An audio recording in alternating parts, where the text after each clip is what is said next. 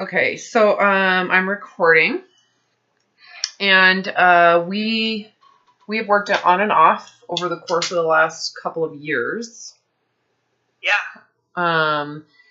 At first, and you know, it's amazing to me when I have time with someone over years, and it has been off and on. And I've had other clients kind of similar, where it's like over the course of 4 years, I've talked with you 3 different times, you know.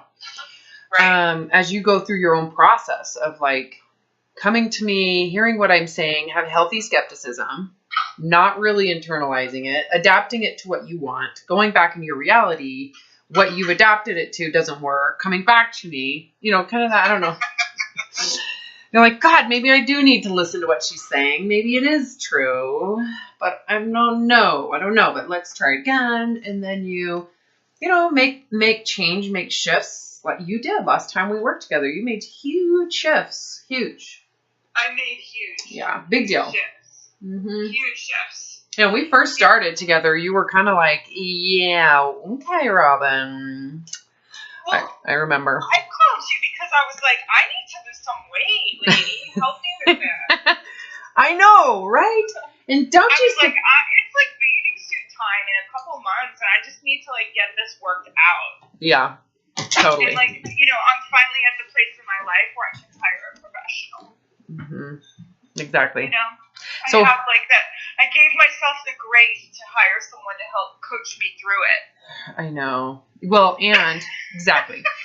The other thing I recall... I love that that's what I called you for originally. It's so funny. Well, you see now, because you have a totally different perspective, and you can see where, like, okay, you could understand why someone would contact me for that reason under the current paradigm that our culture supports. Yes. You were just brainwashed. You were just in that system. So what I was saying was so foreign. Like, what? What are you talking about? Like, don't we all need to be thinner? Robin, come on. Health. You know, and that's where you were the last time when we saw each other or talked to each other, is you were really concerned about your health, you know, and how do we stop this craziness so that your body can get some recovery? At least that's what I'm recalling. Mm-hmm. And so the biggest kind of block I think I had to help you see is that what you're doing for your health is the cause of what's straining your body. You know, like if left alone, your body would be heal very rapidly, and it would heal, you know, without you needing to be a part of it. The problem is with you or with the system. The way that the diet industry thrives and the health industry thrives is by telling you that your body needs you to do certain things to control it to make it better. You know. Yeah. So where are you at now? Where are we at in this process? Well, that's right where I'm at. I went from having obsessive compulsive beliefs and behaviors around eating and food to full recovery from that, or, you know, almost full, like just letting the body do what the body does, but I've shifted the OCD behaviors to the medical stuff. So, oh my God, it's 11 a.m. I need to take my hydrocortisone. Yeah, you had that when we talked last. Yeah. You did. Yeah. So I just was in this place of, you know, are my hormones balanced? Oh my God, I cycle, so that means that my hormones aren't balanced, and I need to go to Quest and get my blood drawn so that I can figure out how much more estrogen I need, and. Yeah, and you were kind of going down that wormhole before, and you knew it before, you saw it. But at that time, you probably thought in your mind, this is a good reason I need to do this, right? Well, let me ask you this. Yeah, would you say that you're getting any benefits out of all of this obsessiveness? Like, is it really that magical and beneficial? So far, no. And it's been years of it. Okay. So what does that tell you? It tells me that that's the wrong it's the wrong path, and Yeah. it's not serving me. It's not serving me. I mean, I have. But you gave it good effort. I think that it's important that you acknowledge that you gave it a full-blown, above and beyond effort, and it's not working. And not only that, would you say the cost has been, psychologically, has been pretty high? I think that the cost has been very high. I think that it's like the opposite of healing. So I want you to not criticize or judge that industry, because it is an industry. It is they are capitalizing on this, right? Right. And I want you to just accept that the people that gave you this way of being really believed that it would improve your life to such a degree that this would all be worth it. Right. There is a mirage, and they believe the mirage would exist, and they continue not realizing, as you are the first wave guinea pigs, right, the damages. So you're on the other side now, realizing there's real damage to this approach. It's not only is it inaccurate, or it's not sufficient, it may actually be the cause or exacerbating the situation, but that it's harmed me psychologically. So do you see the parallels with that radical religious approach? I actually was seeing the parallels with the thin supremacy. Yeah, well, to me, they're all in the same kind of it's the same kind of religious. I'm going into religious radicalism, where it's actually where it can cause a lot of harm. People don't teach their kids this stuff, thinking it's, and keep in mind, it's the radicalism of what you're teaching, the extremism in it, the fear-mongering, the controllingness, the constant management, right? So it's not all religion, it's religions that are like that, where you believe it so much you keep on doing it, and you get to the point where you're doing everything you need to do and nothing's really getting better, but you still believe in it, so you keep on doing it even though nothing beneficial is coming out of it, and you feel worse, so you keep on thinking you need to do it harder to get better. Right. That's what I'm talking about. Yeah, and I guess I can't think my way out of the health stuff because I have had so much,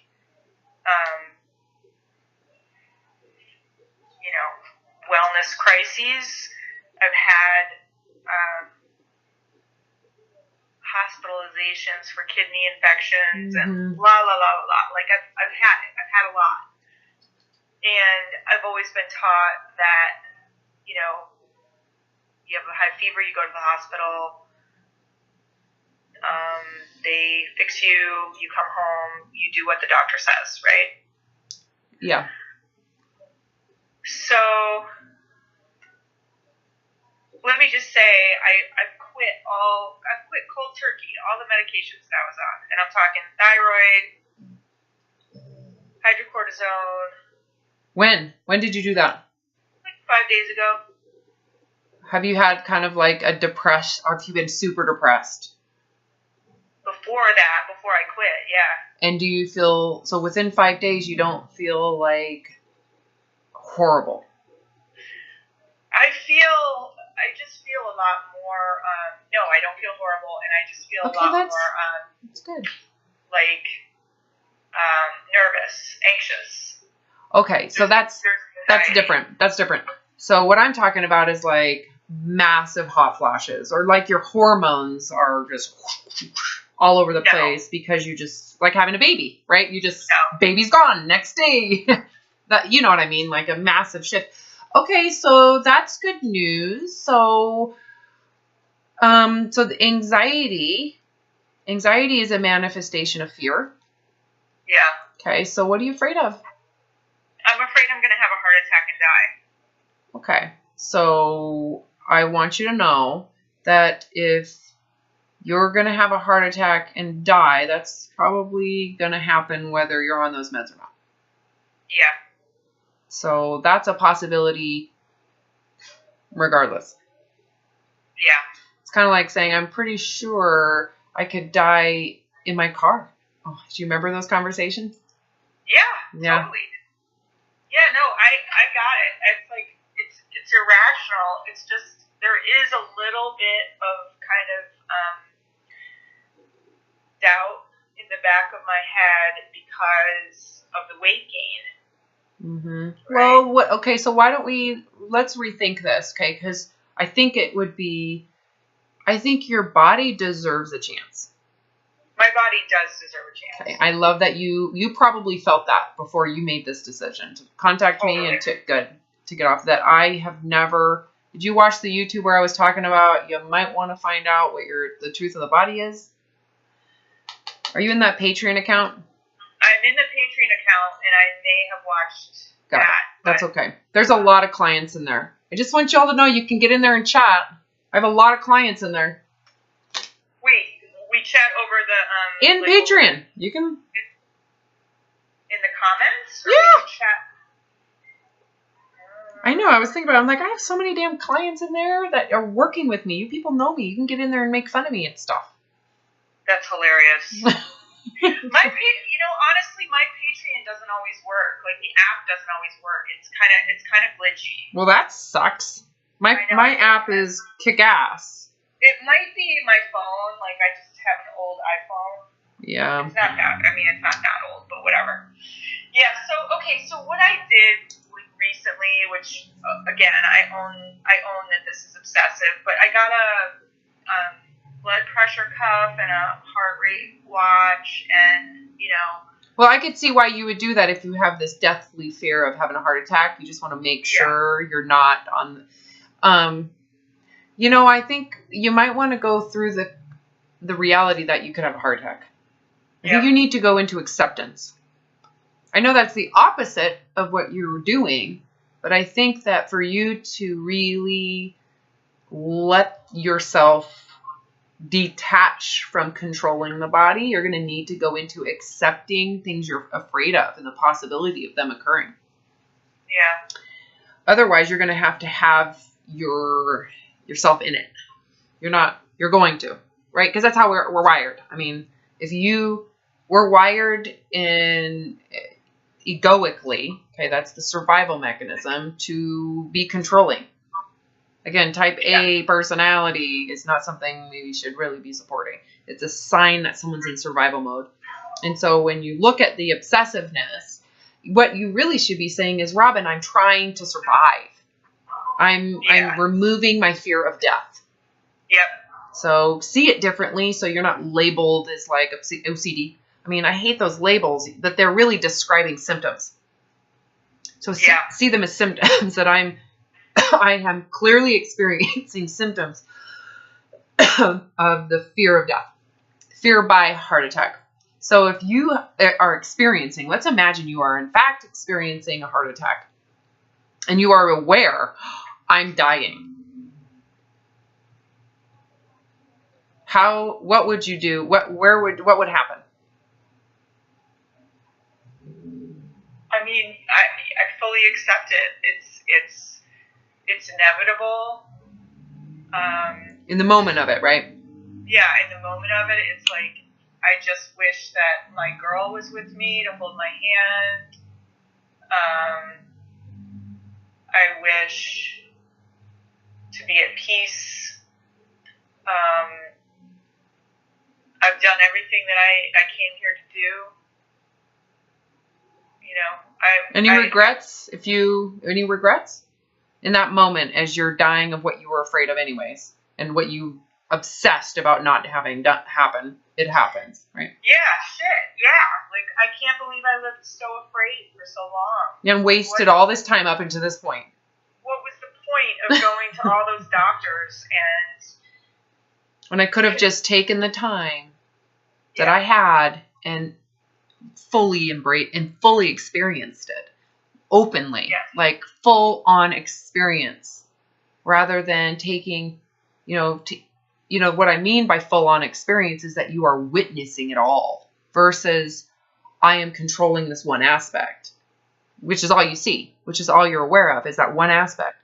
You know, if you get rid of this aspect that you're only focusing on, the entire matrix or the infinite space of possibility opens to you to experience it. And it's still there.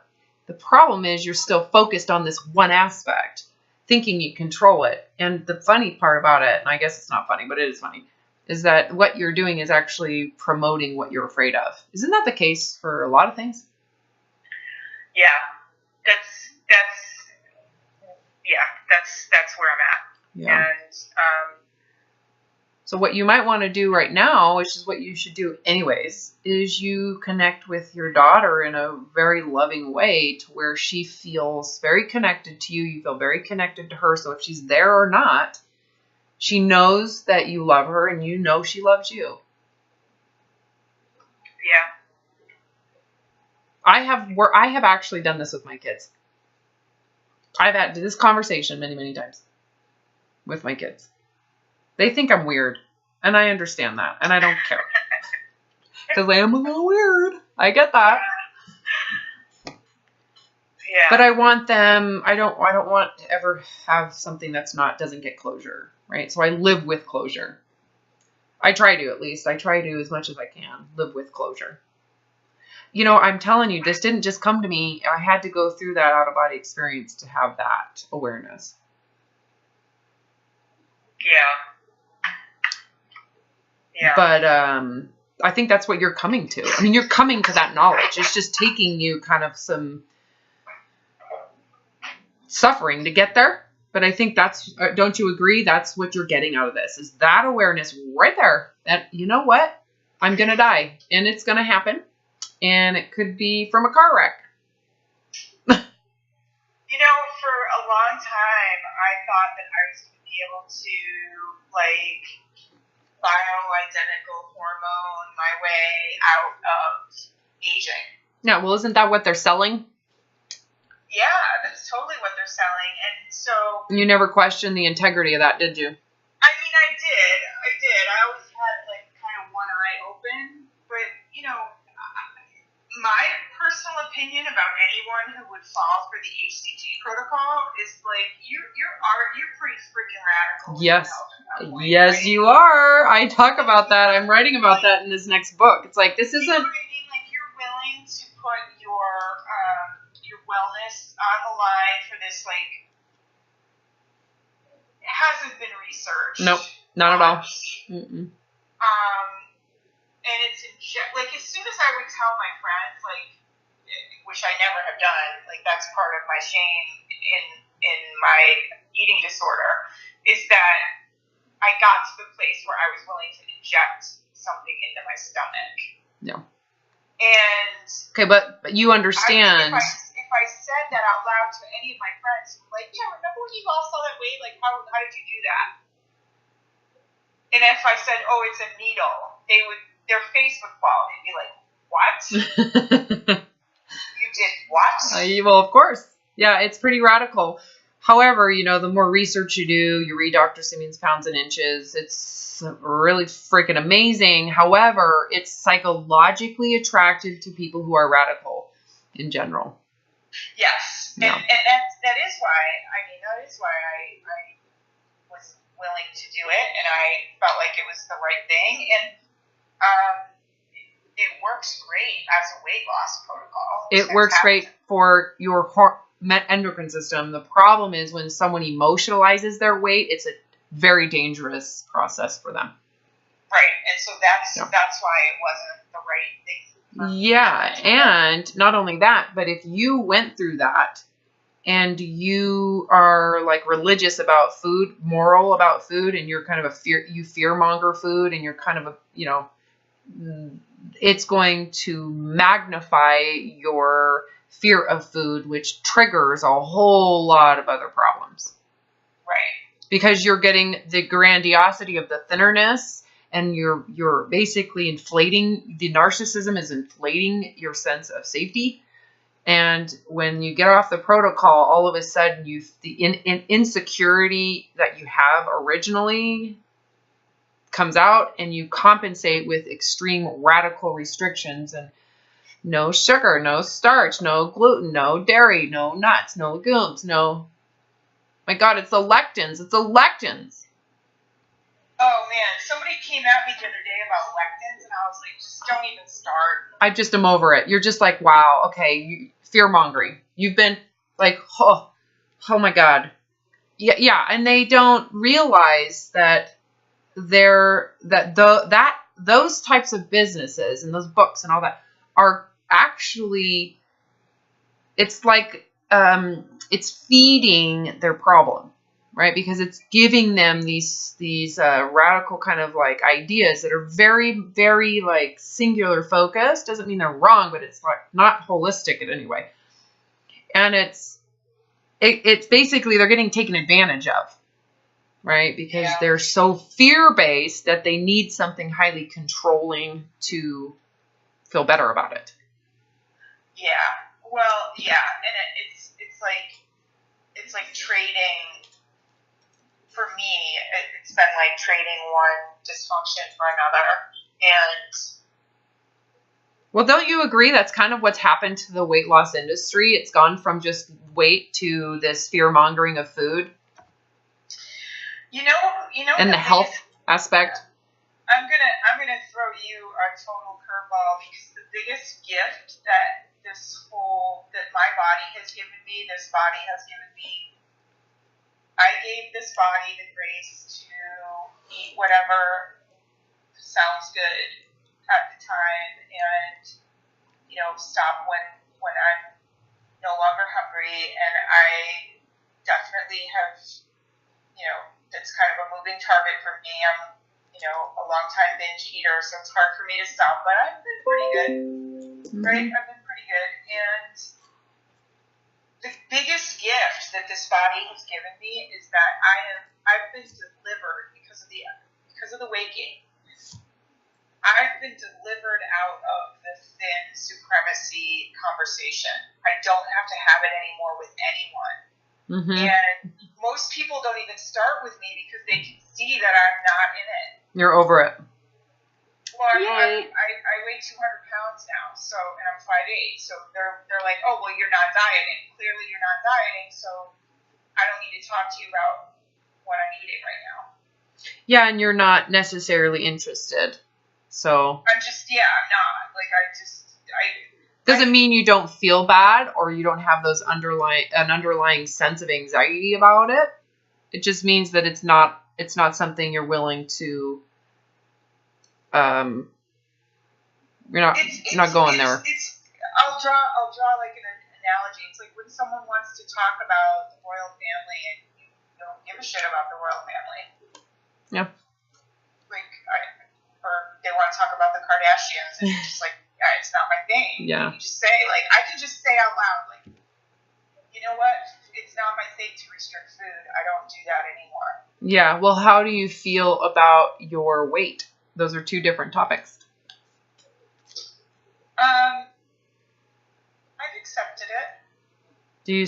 So you could be like this permanently and be so fine with it and not care. God, I'm so happy with this body. Okay, awesome. So so where is your fear coming from then attached to body image? It's health, the concept of healthiness?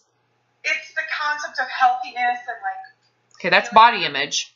That is body image. Out of breath and feeling like I've slowed down so much, and in listening to the rhythm of my body and the body and when it wants to eat and how much it wants to eat and how much it wants to sleep.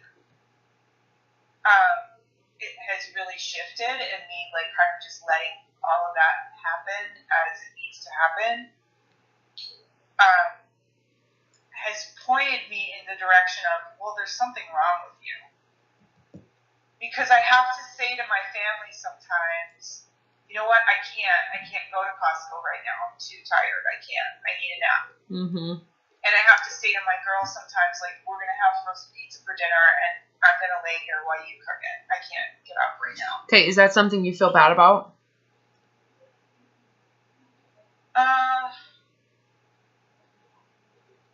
Yeah, feel, Okay. That would make sense. I feel sad. I feel sad about it. Same thing. Same thing. It's just manifesting in feeling loss. You know, when I said feel bad about it, that's what I mean. Like any sense of like negativity or loss, or I feel sorry. I feel like I'm letting down, or I'm lacking. I'm lacking in my life. Okay, so all that comes from expectations or a fantasy in your mind of what it should be. Yeah. Okay, and so reality is what it is. And then what you what should be is in your mind, and you're holding it, your life to it, and your body to it. And then the difference between the two creates discontent.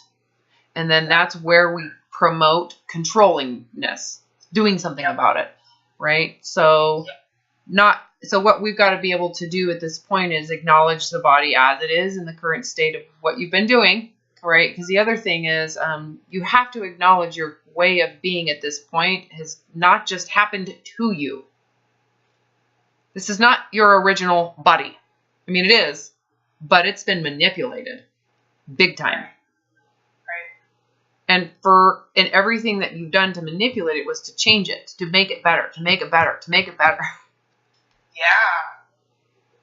You've never, ever treated it as if it's freaking fantastic. It's fantastic. It's fantastic. So great.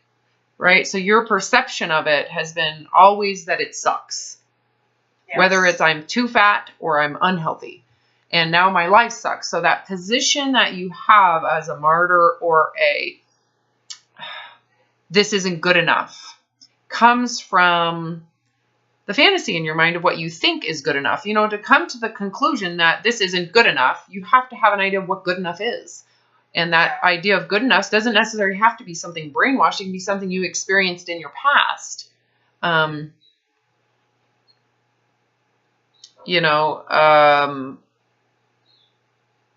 Currently, however, it is what it is. And again, you have to look at what you've done to it that has promoted this current state of being. And does it make sense to continue to work at fixing what has promoted your current physical state of being? And that's the hard part, because it's a trap. Because you're trying to fix it, and what you're doing is actually maybe promoting this outcome. And so it promotes continuing to do what you've been doing. Do you see the trap? Yeah, I guess I do. Well, you say that like it's not a good thing. I mean, yeah, it's just so hard to let go of the beliefs that. Well, it's hope, really. When you say the beliefs, it's hope. Because your current reality is that it's never worked. Nothing's worked.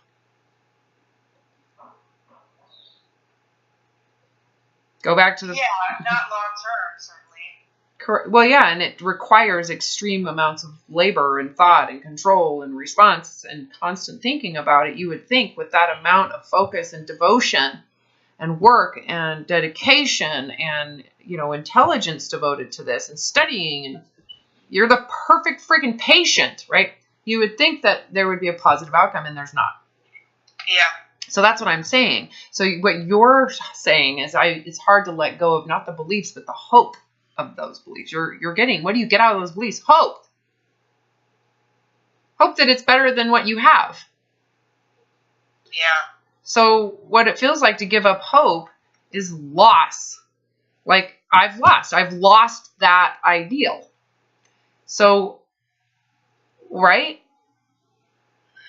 And then there's all these attached stigmas to it, like I'm a quitter, and, it's right there, I can get it. But I think you've done enough to the point you realize it doesn't exist this way for you.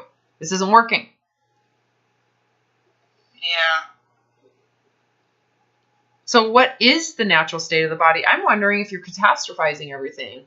Because your fantasy of what you think it should be in your head is better than it really is. So that's cognitive dissonance, and that's super common with eating disorders. Constant living outside of reality. Your fantasies are so much better than reality. And then your reality relative to that is made into feeling like shit. Yeah, I think that could be part of it. I think that's true. And I have practitioners that are telling me that I need all of these hormones in order to heal. You know, the body needs this and the body needs that. But what's the cause of the damage? They're just trying to sell me. Well, of course, and they believe it too, but they don't have any evidence otherwise. Especially, the problem is that how do they know what your body needs if they don't know what the problem is? They just see the end result, the consequence, right? So they're not looking at what environment promotes this outcome, and no one ever questions your perceptions of anything, right? I say that in a different way. No one questions my perceptions of what's going on. So when you go to a doctor and you say, this is my symptom. So I'm not saying this is what you're doing, but I'm going to give you an example of what happened in the clinic all the time. People would come in and they would be very upset about their weight. They'd come in and it would be catastrophized. Oh my God. And they would act as if the world was ending. Something's wrong. If I wasn't aware, I would just assume that, oh my God, we have to figure this out. Yeah. And you're going to pay me some money, so it's great. So I have an additional layer on that, which is, it's ego-based, and I see that now as I'm about to tell you what it is. Oh, good. But it's me telling the practitioner, okay, I'm so tired, and, you know, I can't stand bright lights, and I have to wear earplugs at my daughter's basketball game, and I'm so special, and there's certain things I can't do, and I used to be able to do them, and you're telling me there's nothing wrong because my tests are, quote, normal, unquote. Well, I am going to go find what's wrong with myself by going to another doctor so that I can come back and show you how wrong you are. Yeah, that's I'm right, you're wrong. That's ego. I'm so glad you saw that. That is so self-centeredism. That's narcissism.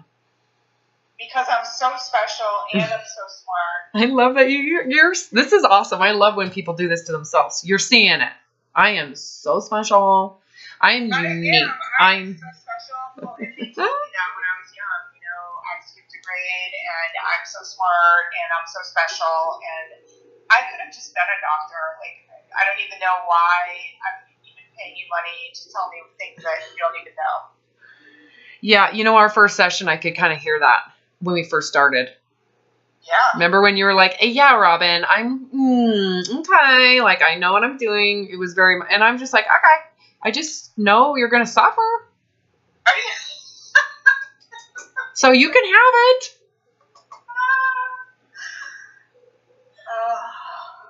It's amazing. It really is amazing how far down this rabbit hole I put myself in with this health stuff, though. It's the same shit, though. It's the same thing. No, and that's why I'm saying it's amazing, because I feel like I finally, like, me and you, our work around thin supremacy and the, you know, slow motion bulimia that I have, yeah, that I, you know, was in for so long. I really feel like I experienced almost true recovery from that. And then I went back and did the same freaking thing. So that tells me you didn't recover. I didn't. I didn't. Well, it's you just found a different weapon, a different shield, right? A different shield that became a weapon against yourself, right? So, and I think this is important for you. I think this is common as well. I mean, you could see why, because ultimately at the bottom of all of this is this feeling that you are completely worthless. And because if you're not special and you don't know what the hell you're talking about, and everything that you think is right is actually wrong, what happens?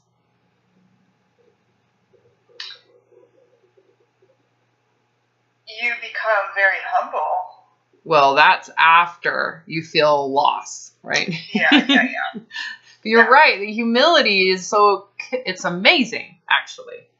Yeah. Because what humility does, it allows you to admit that, first of all, you really don't know what you're doing, but you tried hard. It also allows you grace. to say, I did the best I could. I didn't know any different. And that I can admit that the best I did sucked. And it's okay. That to me is what humility is. It's okay. Okay? When someone says, I did the best I can, and I suck, that's self-deprecation. That's not humility. Yeah.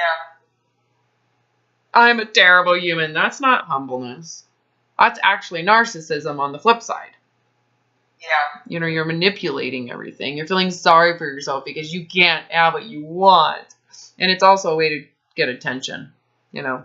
So that humility aspect of recovery, we could say that you probably got pretty damn close. But when it came down to it, you wanted the specialness. And so you gravitated to, and you knew it was happening. You maybe didn't understand why. And I saw it going on. And we talked a lot about it, about this health concept. I call it health righteousness. Yeah. And we talked about fear of death. And at that point, you just have to, I have to tell you, this is not easy. It's not easy, the work that we are doing. It's not easy to unlearn the fear of death. Yeah. Well, because we're as an animal, we're wired to, this is to preserve our life. This is how the species has survived. And that's the animal part of the brain. And you're suffering from that. And it is suffering because the environment you're in isn't making sense with it. Like you're acting as if you're dying and you're not. Clearly you're not. You've probably felt like you're going to die or are dying for a long time. And your body's clearly managing itself.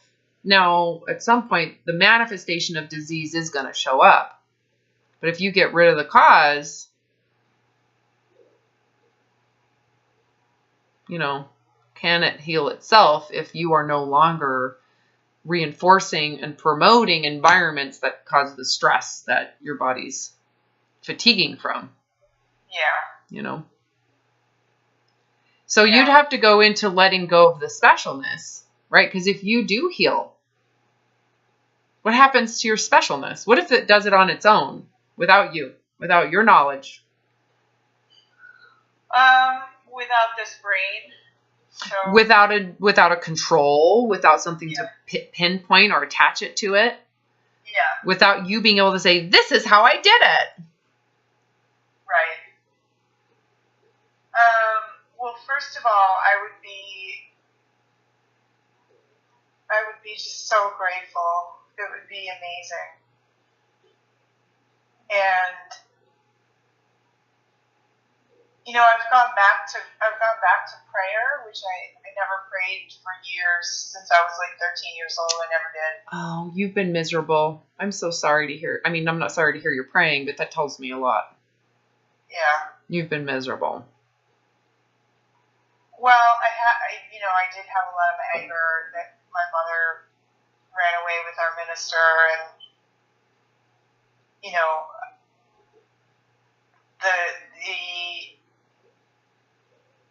the way I guess that I process trauma is to just reject everything. Well, you know, anger is a way of saying that you know better. Yeah. So it's that narcissism. Anger is very much a manipulative emotion to get control or to be above and beyond and to be superior or dominating, to dominate. Yeah. And that type of superiority, it has a lot of downsides. Yeah. You could say that it had an upside. It's how you coped. It's how you got through it. But man, has it really kind of caused irreparable, damage to this life. You know, knowing what you know now, would you still take that position knowing how this has affected you? Of anger. Really, no. Anger is a consequence of the master, God. Would you take the position of being God and telling people what they should and shouldn't be doing? The right way. Let me tell you the right way. Would you do that again? No. How would you do it differently? Go through the experience of your mother.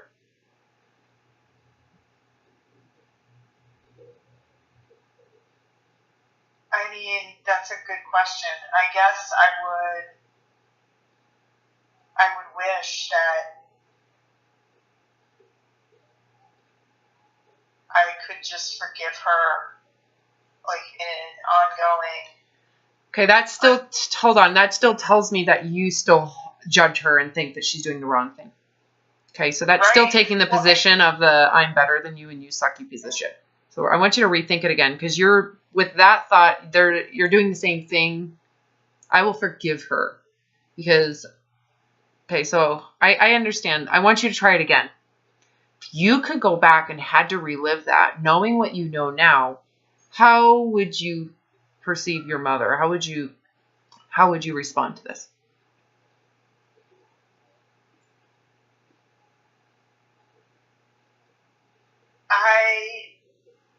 I would wish that we were all doing our best all the time.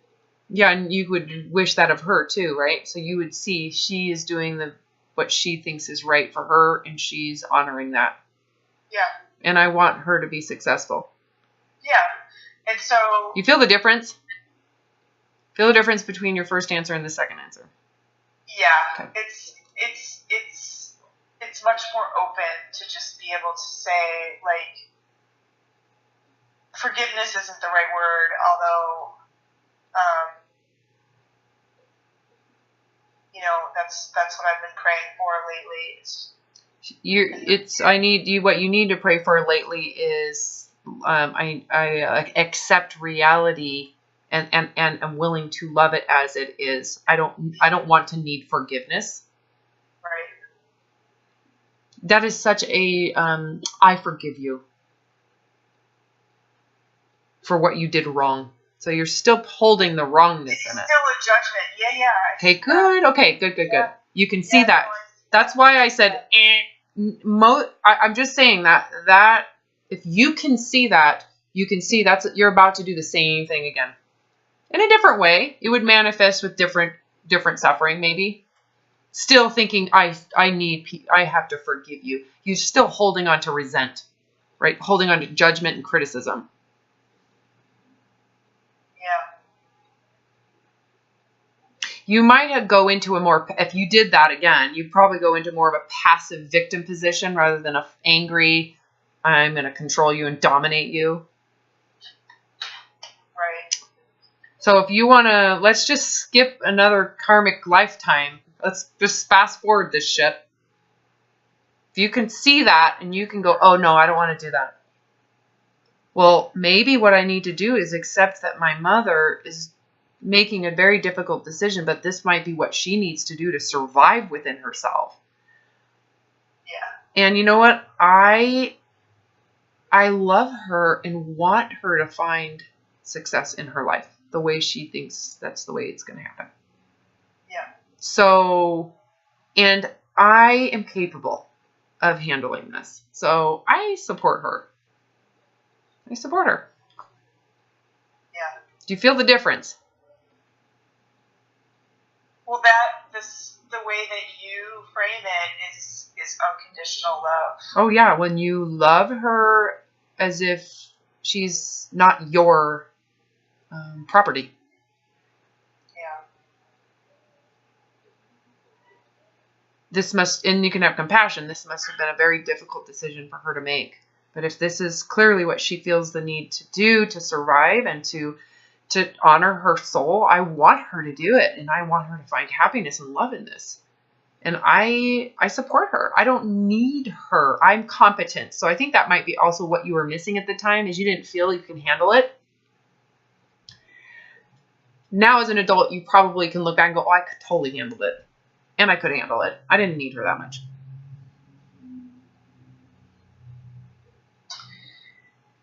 Yeah. There's all of that. And it was like my burning, like, it was just such a hot, easy target for me to just always go back and poke that wound, you know? Well, you got something out of it. You liked it for some reason. Yeah. You get something out of it. It's sometimes being the ultimate victim and martyr, it like gives you reason to be destructive. and you can blame your issues on that person. And so it's almost fuels that, you know, the feeling of resent that you want. For some reason, I think it gives people a sense of being alive to have anger. It also gives them, especially if they identify who they are by it, it gives them, again, it's like, I can blame someone else for how fucked up I am. Yeah. So I don't have to have responsibility. So in a way, it's like saying, I don't want to take responsibility. So I'm going to blame my mom so I benefit by blaming her. Yeah, for sure. And so to go in and see this from, you know, a more evolved position, you can see, well, if I loved her and I want her to be happy, I don't need all this fucking baggage. I don't need it anymore. I don't need any of it. And so I don't need to resent her. I'd rather feel love for her than resent. Because love is such a more connecting, illuminating experience than hate and control. Right? Yeah. Again, to do this, you have to feel like you're competent. Like, did you handle it? Can you handle that? If you had to go through that again, can you handle it? And was it as catastrophic as you made it because you judged her, right? Because your judgment of her catastrophizes the outcome. And it's almost like you want things to blow up because you want to, promote what you're saying will happen. You know, it's like if she feels bad, then she'll know what she did. So I don't know if that happened for you either. If she feels bad, then she'll know. She was wrong. She was wrong. Yeah. So it's almost like you unconsciously want everything to fail. So that's where sabotage comes in. Yeah. Because it's proof that she's wrong. Yeah. And I'm right. Sounds like politics, doesn't it? Oh, it does. That actually just popped into my head. I was just about to say that as like that's kind of like what's happening. Oh, it's been happening for like at least since Bill Clinton got put in. Yeah. Yep. I'd agree with that. Right? We want it to fail because we don't like him. Yeah. You know. It's going to be hard when Joe Biden gets in there. Everybody likes him.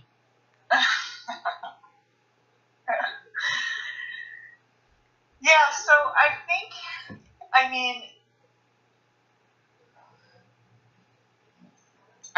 that the anger was the thing that I was never willing to let go of. You think maybe that anger has been poisonous to your thyroid and adrenals? Yes. What is getting all those hormones adjusted going to do to that anger? Nothing.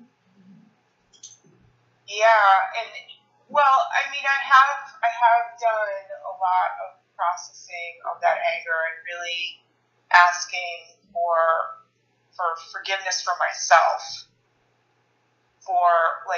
Okay, let's go back to that conversation. I want to ask if you've actually done something wrong that needs forgiveness. I was so angry. Yeah, but that you were a child. Right. So yes. So maybe I'm not using the right word, not forgiveness, but just grace, right? Yes, good job. Let it go. Like, just let it go. Yeah, you didn't know. You didn't know that it was damaging to be so angry, right? And also, you didn't know what it felt like. You don't know what it feels like to be your mother. You weren't there. You weren't in love with someone else. You don't know what that was. So it's not. You were just naive, just super naive and hurt. It can be totally no fault, right? It's not. There's no fault. And you didn't have any guidance either. You just went off of your instincts, right? Right. And so it's like I grabbed onto the anger because I was so hurt. Yeah, and that can give you a sense of survival because I can make it. I'm angry and I'm going to prove it, or all of that damage. Yeah, anger yeah, you didn't really have the support until now, right? Or until you had enough suffering, right? When children cope with a child's perspective and they go into adulthood and they hold on to that childish coping mechanism, it really conflicts with their evolution as an adult. The wisdom of the adult is basically being controlled by the ignorance of a child.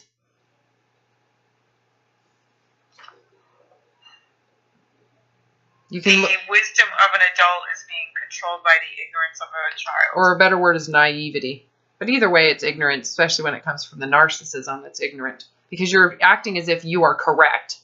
You know, I'm right. That I'm rightness is ignorance, yeah. So the ignorance that you had is basically holding your evolution, spiritual evolution, hostage. And there's physical damages over time. The body can only handle this for so long. Right?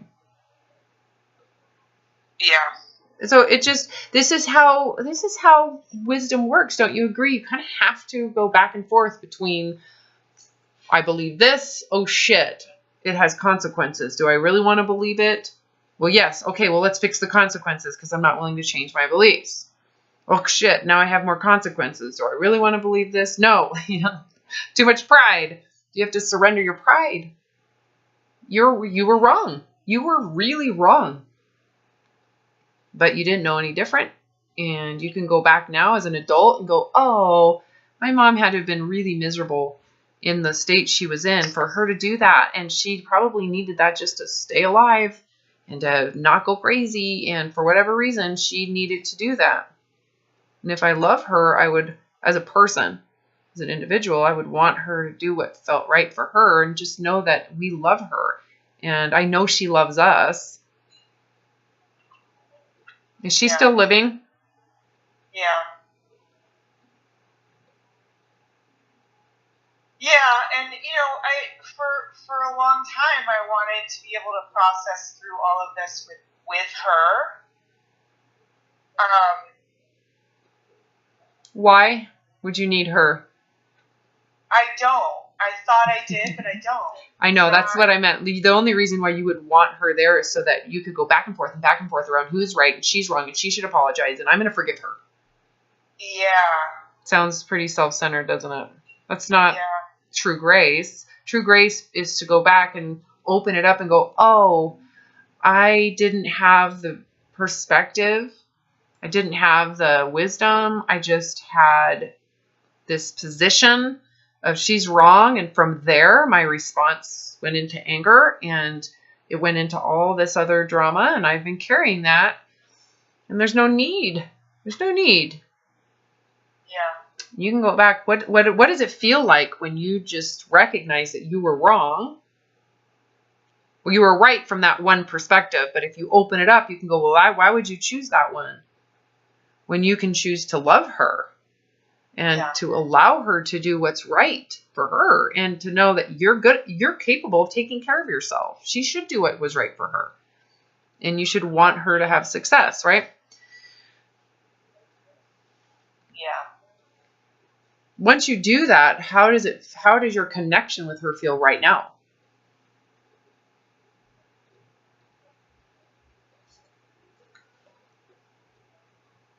I mean, it feels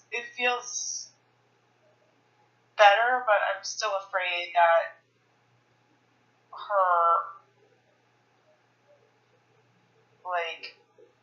her dominance in my life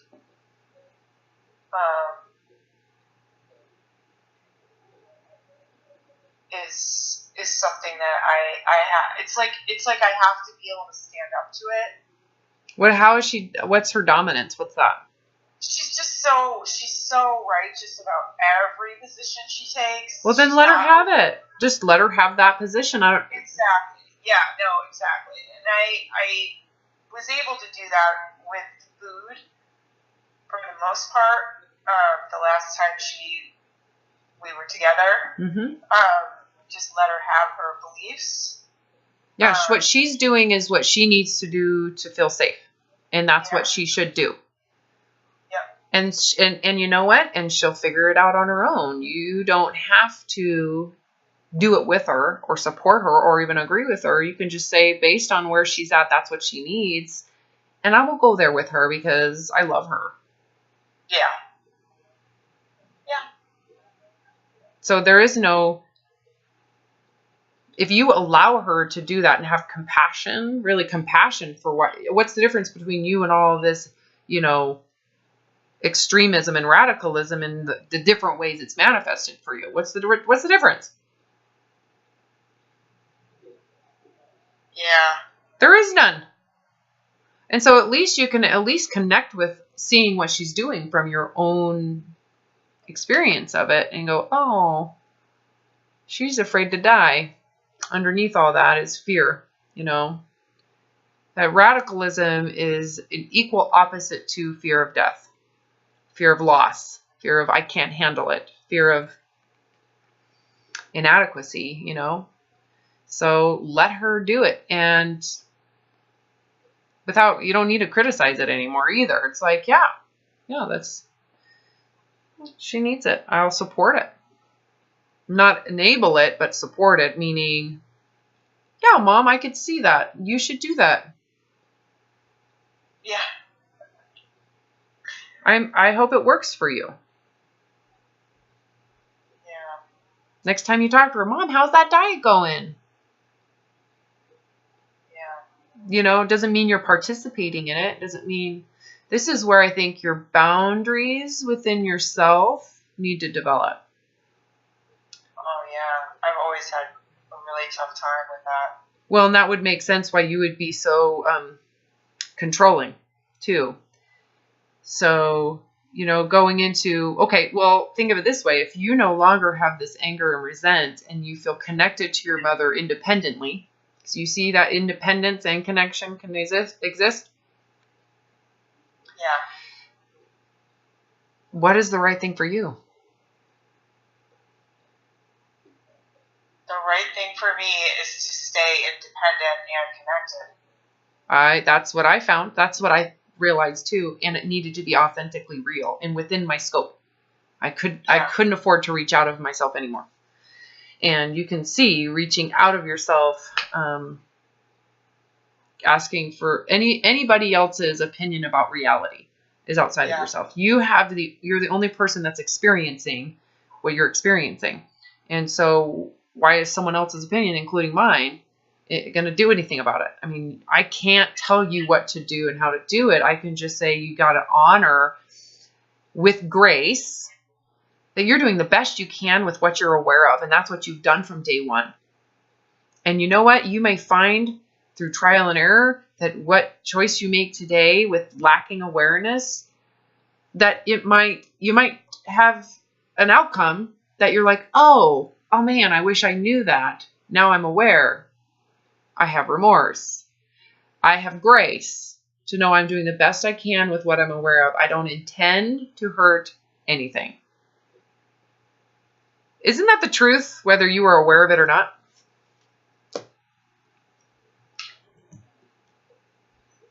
I mean, I wish that I were always living in that place of I don't intend to hurt anyone else. I mean, that's where I want to live.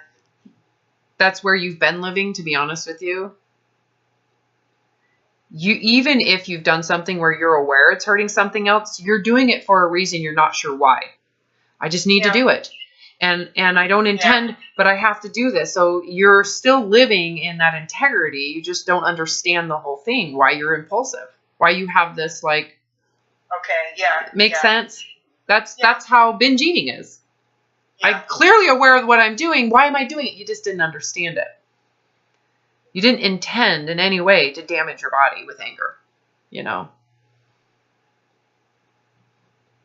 I was kind of thinking back on, I'm married now, but when I was younger, I would have overlapping relationships. Let's just call it that. Mm-hmm. And I was intentionally, I knew that my behavior was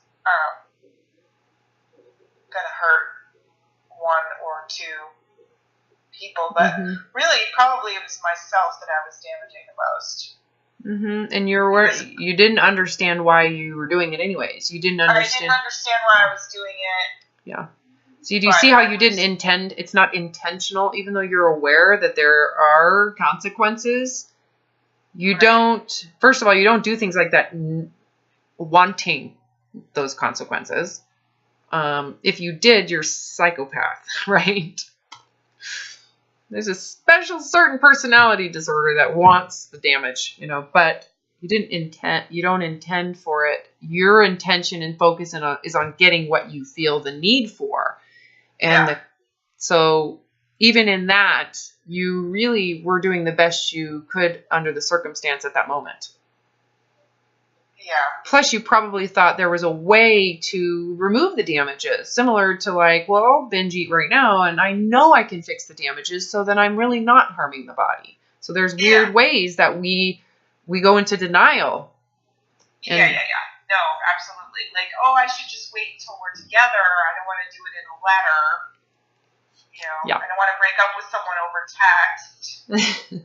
Right? Yeah. So you can see, again, you can see if looking back at your whole entire life, let's go into you're in the moment having a heart attack, looking back at your whole life, you can go, I actually did the best I could with what I was aware of. I just wasn't aware of much.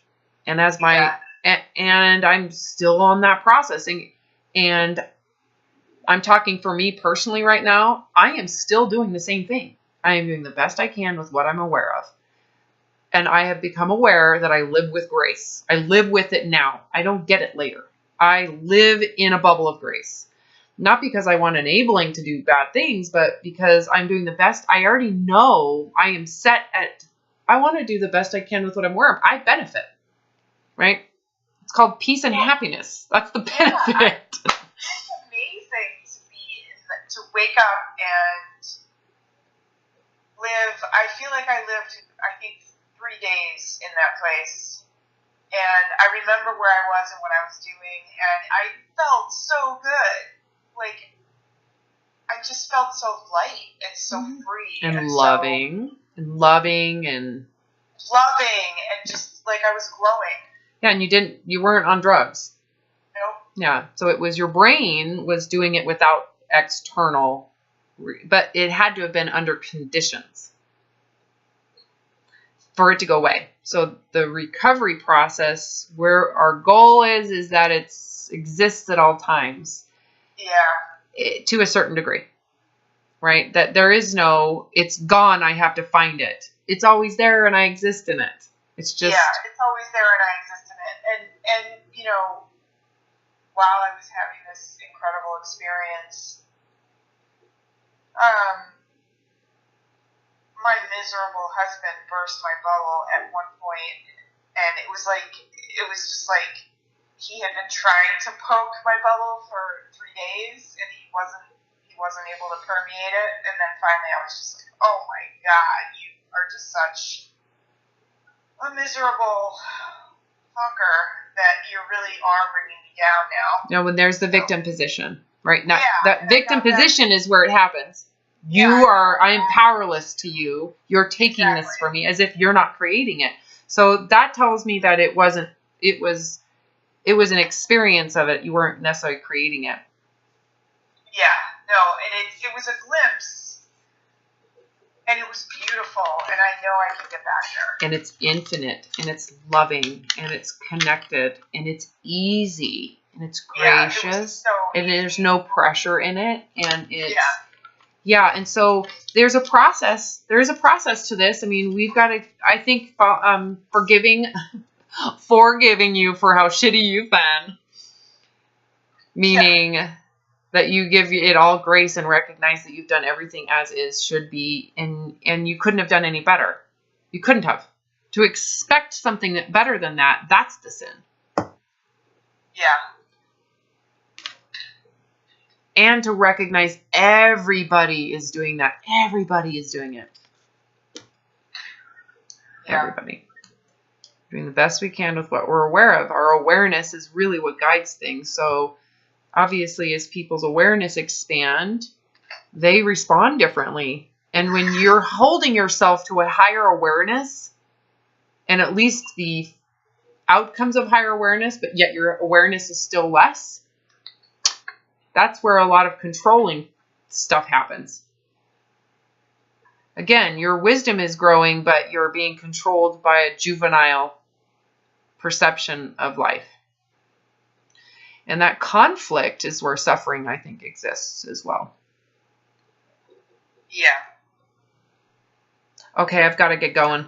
I got to get my daughter to jiu-jitsu. I got to drive everybody around. Right on. Me too, man. I know. It's ridiculous.